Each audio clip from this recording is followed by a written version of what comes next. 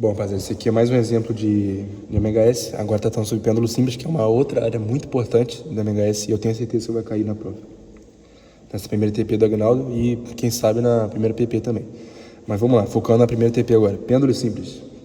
Pêndulo simples é um caso banal, que acho que todo mundo conhece, que eu tenho uma corda aqui, um barbante, enfim, preso a uma superfície, um teto, e eu tenho um corpo aqui na ponta da corda. E aí, vamos lá, ela está paradinha aqui. Eu vou mover para a direita. O que acontece? Já que eu tenho aqui forças, eles são vetores, e eu posso decompor essa força em alguns vetores.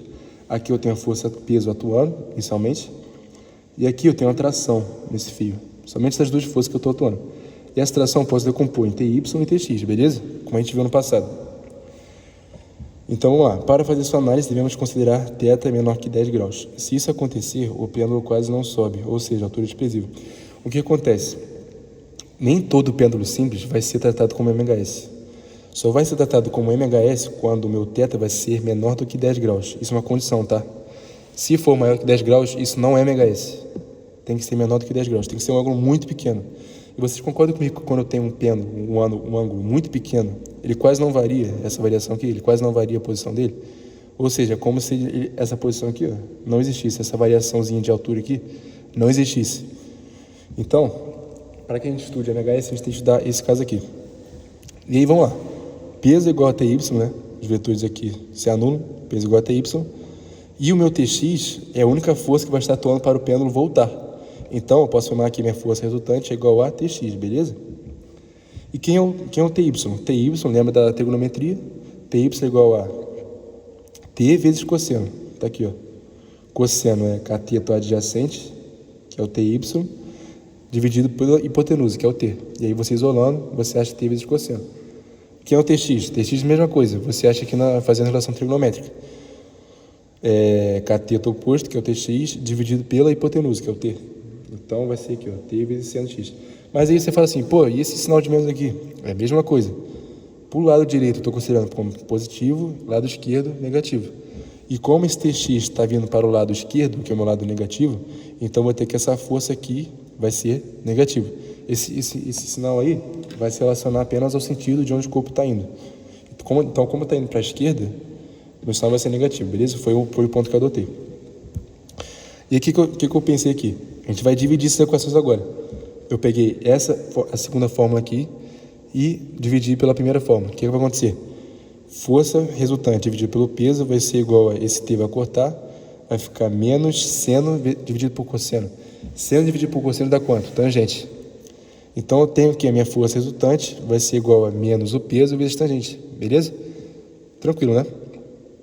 E agora que vem uma parada muito, assim, que pode dar alguma engasgada aqui, mas eu vou tentar ser o mais explicativo possível, o mais didático possível.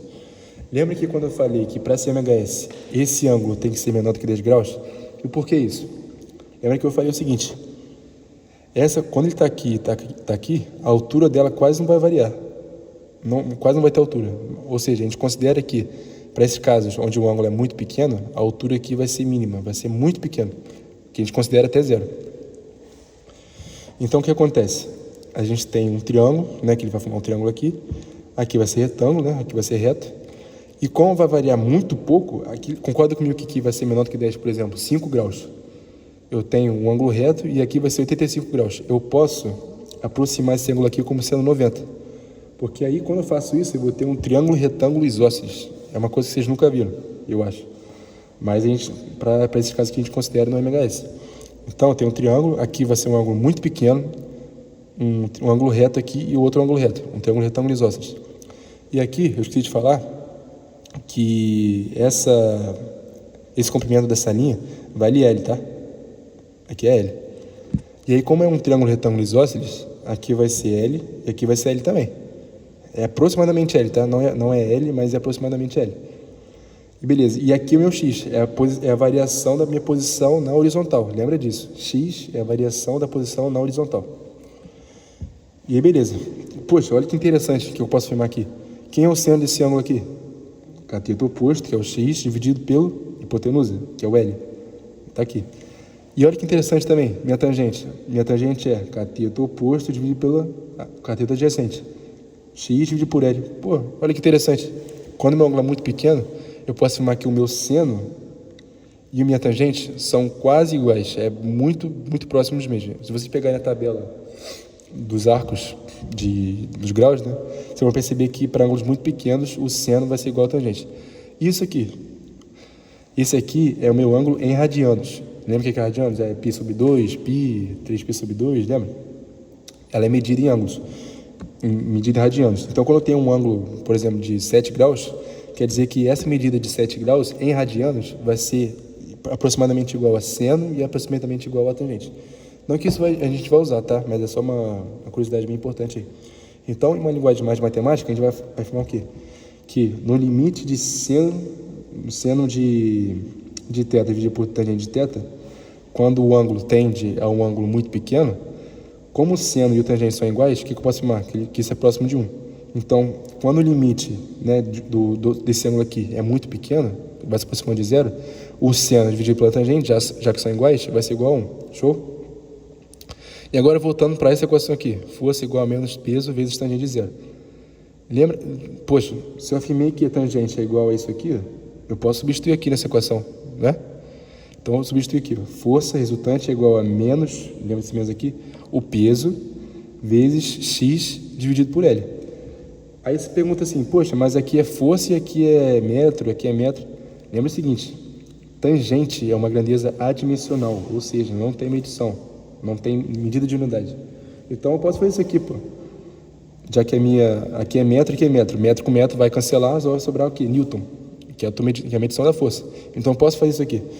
A mesma coisa aqui, ó. Eu só fiz isso aqui, menos peso vezes tangente. E olha que interessante, caímos no caso de MHS. Por quê? Porque minha força resultante é igual a menos K vezes X. Concorda comigo que o peso não vai se alterar? A massa vezes a gravidade não vai se alterar? E o meu L aqui, o comprimento da corda, não vai se alterar também? Então, eu posso tratar isso como sendo um K, uma constante. Só vai variar a minha posição, beleza? Então, a minha força resultante vale quanto? Vai valer menos, por causa desse menos aqui, K vezes X. Ou seja, esse caso de pêndulo simples obedece a essa fórmula aqui. E já que obedece a essa fórmula, eu posso falar que o sistema está em MHS, movimento harmônico simples, beleza? Muito tranquilo, né? Agora vamos ao cálculo do período. Se esse aqui é o K, quem é o K? Ó, período. É igual a 2π raiz de m sobre K, não é esse aqui o período? E quem é o K? O K nesse cara aqui? Então vamos lá, substituir esse cara aqui, ó. Período é igual a 2π raiz de m dividido por K. Quem é K? Peso sobre comprimento. E aí eu já troquei o peso para mg. Aí você vai fazer as contas aqui, vai chegar que o meu período vai valer 2π raiz de L sobre G, sendo o L o comprimento dessa corda dividido pelo G, que é a gravidade. Esse é o meu período, beleza? É bem idêntico ao que a gente viu nesse caso aqui, o período, só que no lugar do M você vai trocar comprimento, no caso do K, que é uma constante, vai trocar por uma outra constante, que é a gravidade. No caso de pêndulo simples, tá? Não confunda. Umas outras observações que a gente pode falar aqui também, a partir dessa fórmula aqui. O período não depende da massa. Não há massa aqui. Então, se eu botar um caminhão, um trator, a paleta terra, botar uns quilos, uma pulga, não vai variar esse período aqui. Isso depende da massa. É isso que eu estou querendo dizer. E o período também não depende da amplitude. O período não tem raio aqui, não tem o X. E a amplitude que a gente fala é o X, tá? Então, não depende do X, beleza? E, bom, esse foi outro vídeo. Espero que tenham compreendido. E é isso aí. Até a próxima.